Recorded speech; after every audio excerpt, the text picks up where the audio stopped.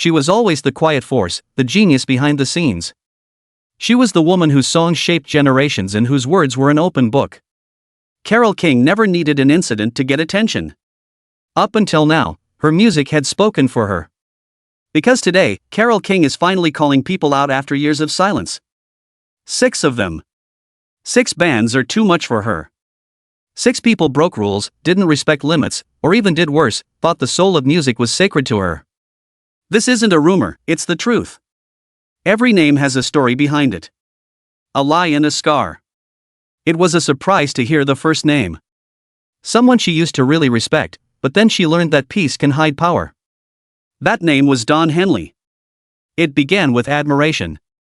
He liked Henley's voice, the way he could write melodies, and how the Eagles could mix country and California rock. But that respect went bad very quickly. When they were recording in Los Angeles in 1979, they got into a big fight. Carole wanted feeling to come out. Henley was trying to be great. She said that he took away the soul of every song until it was empty. On the other hand, he said she was too sensitive. The snow was icy. Carole left during the class. Henley later ignored what she had to say in an interview, and she never forgave him for that. To this day, she still won't go to events where he's going to be. She carried more than just mental wounds, though. Some of them were just plain cocky, hidden behind glitz and glamour. Now Elton John comes into the story. A short but real moment came and went when Carole and Elton were almost able to make magic together. They were both huge, played the piano, and loved telling stories, but their pride got in the way. Elton took over the room, cut her off in the middle of a song, changed the chord progressions, and told her to jazz it up like he did in the UK. Carole was steamed up. In 1983, after a terrible practice, she quit and never came back. She told her friends later that it was like singing with a storm. Some rejects heard more because they are quiet, not because they are loud. She got it at a benefit show in the Nateens, just like the one she got from Eric Clapton. Carole King, who was always kind and willing to work with others, went to Clapton with a simple idea. She wanted to make an acoustic version of Natural Woman that was raw and soulful, with Clapton's famous guitar playing over the top of her singing. It wasn't a power play. It was a request and a sign of respect. He didn't hear the music, though. He only saw himself. He gave her a shrug and barely looked at her. He said, "Not my thing." It wasn't the words. It was the way his voice was cold. Was to put my events in the context of history as a whole. That's very important to me because, like you, I see myself as a watcher. I mean, we have that. The tone of dismissal. Casual lack of interest, as if her body of work, her legacy, and her entire addition to music were somehow small, and as if she didn't deserve to be on stage with him. That moment didn't just hurt Carole, it stuck with her. She stood with the Titans and shaped the emotional language of a generation. But now she was being ignored like she was not good at what she did. She smiled as she left that night, but it didn't reach her eyes. She felt invisible on the inside. She toned it down not because she wanted his praise, but because she thought he might get it, that he might see the beauty in silence, space, and letting a song breathe, just like she did. He picked silence instead, which was louder than any guitar riff.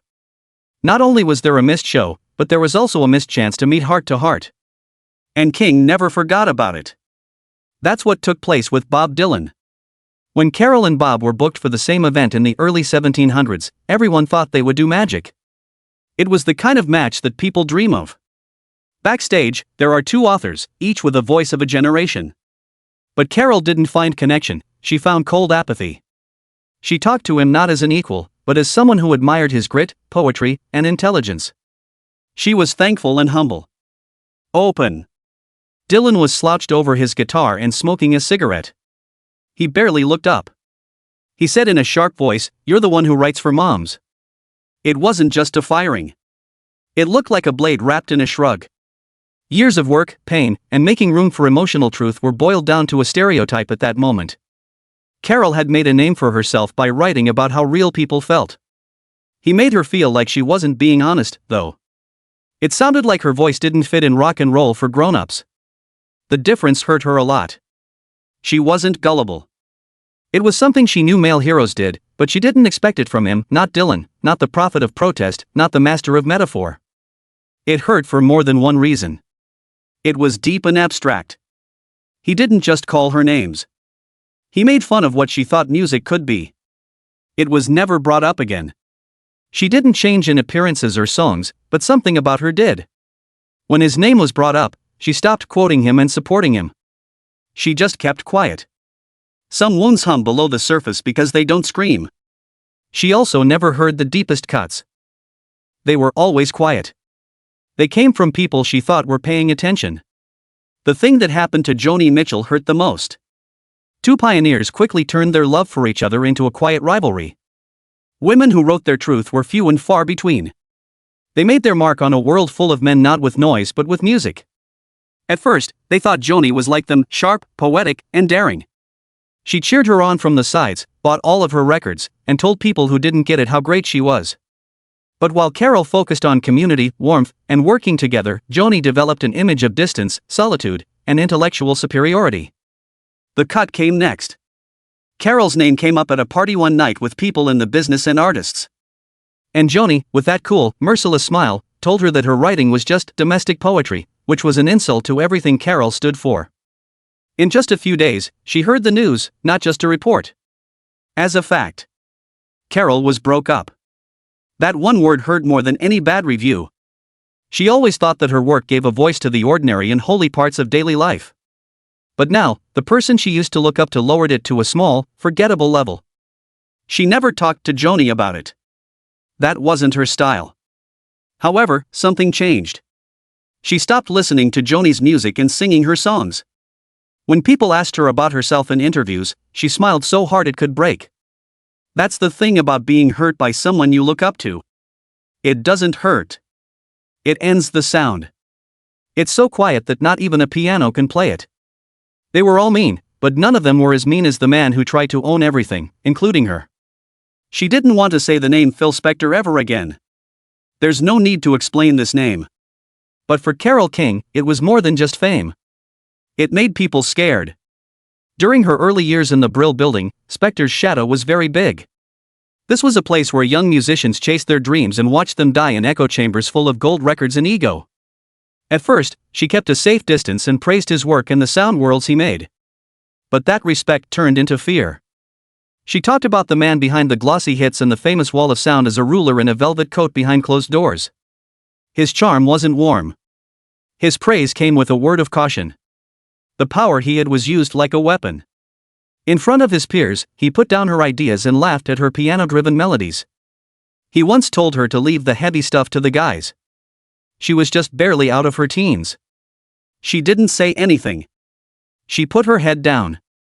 But something broke inside. One night, late at night, it was quiet, and he caught her in the hallway outside of Studio B. There were no cameras or witnesses, it was just him, tall and sneering. He told her things in private that she never told anyone else, not even in her autobiography. But that night she swore she would never work for him again. As the years went by and her songs got higher on the charts, she became more determined. She made a way that didn't need his permission, sound, or threats. And when Carole learned about Spector's violent, crazy, and ultimately violent actions, she did not cry. It wasn't a surprise to her. It was time for a judgment, and the monster was finally revealed. One of the darkest figures in music had finally told everyone what she already knew. That power is just noise without a soul. It's not about being mean, it's about the truth. Also, for Carole King, the truth has always been in the notes between the words, in the silences where feeling is stronger than sound. For many years, she let her piano speak for her. We saw her smile in interviews. She stayed out of fights. She decided to be polite instead of angry. Up until now. Because quiet doesn't always help, sometimes it makes things worse and makes people feel alone. And for a woman whose success was built on being honest, the weight of what wasn't said became too much to bear. The songs were never meant to hide the wounds, they came from them. But now that she has lived and left a legacy, she is lifting the veil. These 6 musicians were more than just names to her, they were parts of her life. Some made people feel let down, others made them angry, and still others hurt them by saying nice things. The things they did left marks on her spirit.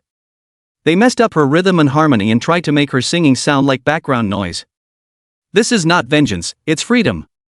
And long overdue breath of relief from the woman whose music made the world's most private sounds. You may remember Carole King as the soft voice behind your favorite song. Now she's speaking out loud, daring everyone to listen without turning away.